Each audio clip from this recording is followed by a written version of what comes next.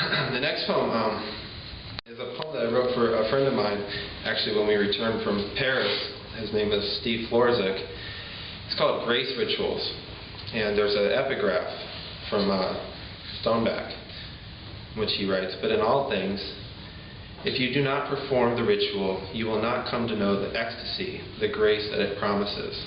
And this poem was really a gift to me. Pretty much everything that I write here, although the poem formed itself, was shared with me by my friend Steve, and it was so compelling to me that I felt like I had to write it down, and here's what came out.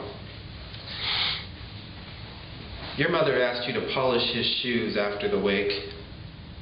Then you thought it ridiculous.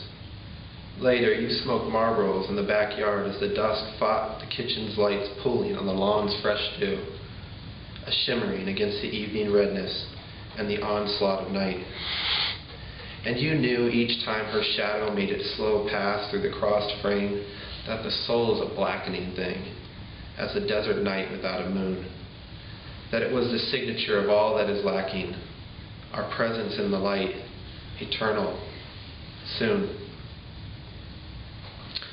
In his notebook, your father marked the weekly catch with a hand steadied in resistance, a simple for nothing, and an even simpler notation of size and weight for the days on which a trout would rise.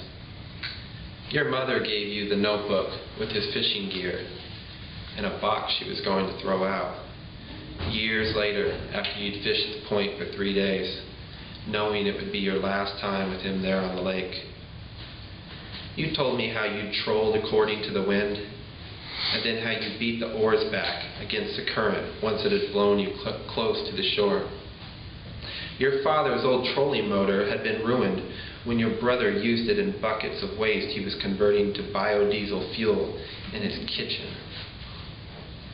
I was thinking of your hands turning the old pages of his book, touching them tenderly like scars, reading them responsively, his litany. When at last you penciled in the date of each day you fished the 3-day blow of upstate New York, adding,